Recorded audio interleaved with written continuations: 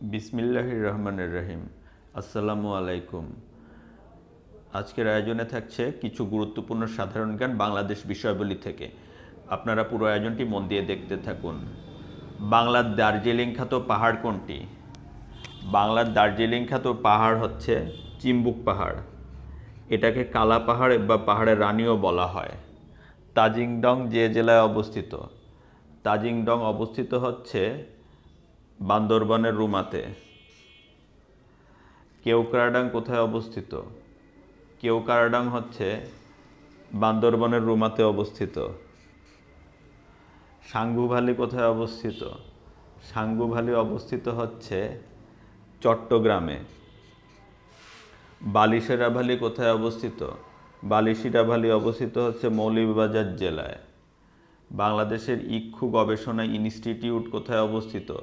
বাংলাদেশের ইক্ষু গবেষণা ইনস্টিটিউট অবস্থিত হচ্ছে ঈশ্বরদীতে। ইরটম কি? ইরাটম হলো উন্নত জাতের একটি ধানের নাম। বাংলাদেশের মোট আবাদযোগ্য জমির পরিমাণ কত? বাংলাদেশের মোট আবাদযোগ্য জমির পরিমাণ 2,40,00,000 একর। বাংলাদেশের প্রথম চায়ের চাষ আরম্ভ হয় কোথায়? বাংলাদেশের প্রথম চায়ের চাষ আরম্ভ হয় হলো সিলেটের মালনীছড়ায়। একটি কাঁচা পাটের গাইটের ওজন কত? একটি কাঁচা পাটের গাইটের ওজন হচ্ছে 3.5 মণ। যে জেলা তুলা চাষের জন্য সবচেয়ে বেশি উপযোগী? যশোর জেলা তুলা চাষের জন্য সবচেয়ে বেশি উপযোগী। বাংলাদেশের যে জেলায় সবচেয়ে বেশি পাট উৎপাদিত হয়? বাংলাদেশের ফরিদপুর জেলায় সবচেয়ে বেশি পাট উৎপাদিত হয়।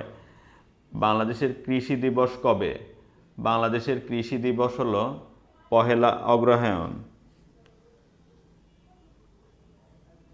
বাংলাদেশের প্রধান অর্থকরী ফসল কোনটি? বাংলাদেশের প্রধান অর্থকরী ফসল হলো পাট। নদী ছাড়া মহানন্দ কি?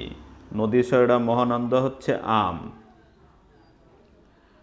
রূপালী এবং ডেলফোজ কি? রূপালী এবং ডেলফোজ হচ্ছে উন্নত জাতের তুলা। স্বাধীন বাংলাদেশে প্রথম কৃষি শুমারি কবে অনুষ্ঠিত হয়? 1977 সালে স্বাধীন বাংলাদেশে প্রথম কৃষি শুমারি অনুষ্ঠিত হয়। শস্য ভাণ্ডার হিসাবে পরিচিত কোন জেলা? শস্য ভাণ্ডার হিসাবে পরিচিত হচ্ছে বরিশাল জেলা। সবচেয়ে বেশি তামাক কোথায় উৎপাদিত হয়?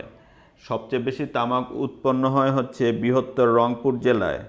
বাংলাদেশের সবচেয়ে বেশি আলু উৎপন্ন হয় কোথায়? বাংলাদেশের সবচেয়ে বেশি আলু উৎপন্ন হয় হচ্ছে মুন্সিগঞ্জ জেলায়। বাংলাদেশের পানি সম্পদের চাহিদা সবচেয়ে বেশি কিসে? কোন খাতে বাংলাদেশের পানি সম্পদের চাহিদা সবচেয়ে বেশি? কৃষি খাতে বাংলাদেশের পানি সম্পদের চাহিদা সবচেয়ে বেশি। কাপ্তাই পানি বিদ্যুৎ কেন্দ্র নির্মিত হয় কত সালে? 1962 সালে কাপ্তাই পানি বিদ্যুৎ কেন্দ্র নির্মিত হয়। বাংলাদেশের বৃহত্তম পানি শোধনাগার কোথায় অবস্থিত? বাংলাদেশের বৃহত্তম পানি শোধনাগার অবস্থিত হচ্ছে সায়দাবাদে।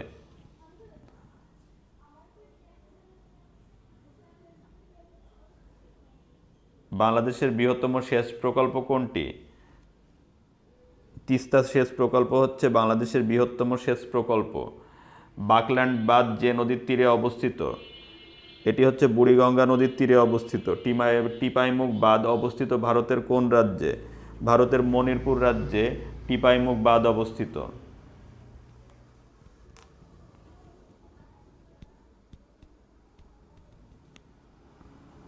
ফারাক্কা বাঁধ চালু হয় কবে?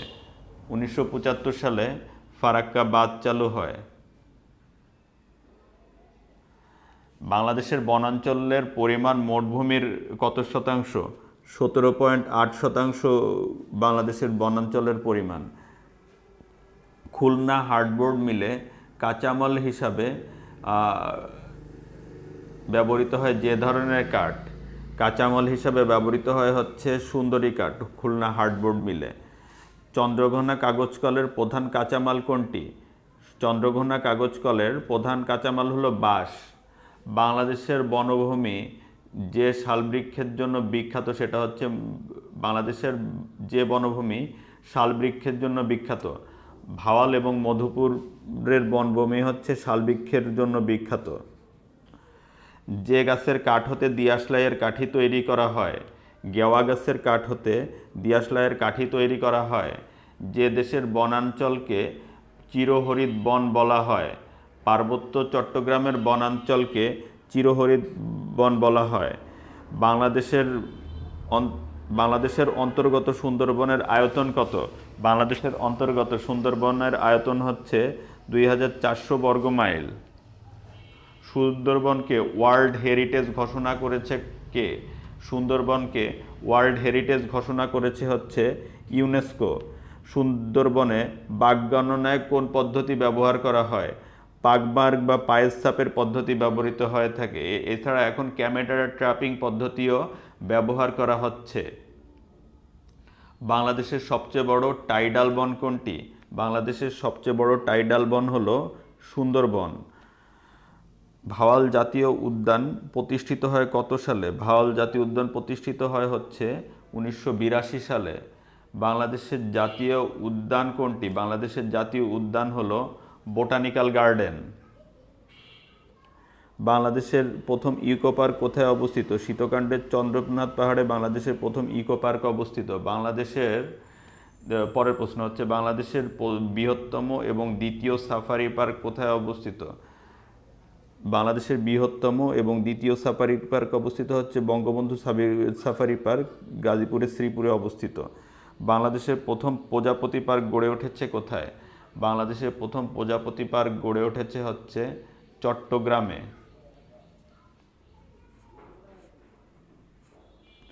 বাংলাদেশের একমাত্র মৎস্য গবেষণা ইনস্টিটিউট কোথায় অবস্থিত?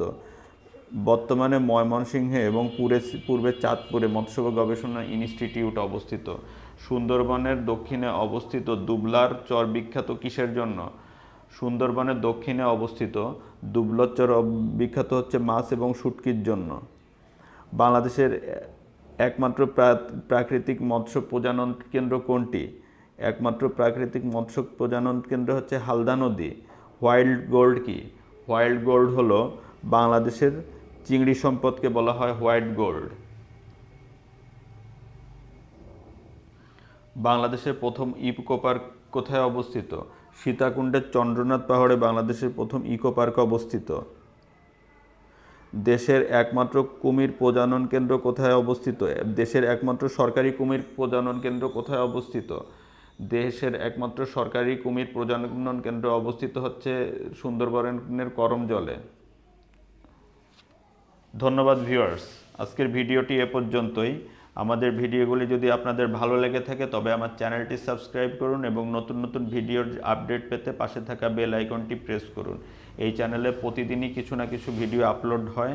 আপনি যদি প্রতিদিনের ভিডিওগুলো অ্যাটলিস্ট দেখেন তাহলে আপনার একটা ভালো প্রিপারেশন হয়ে যাবে।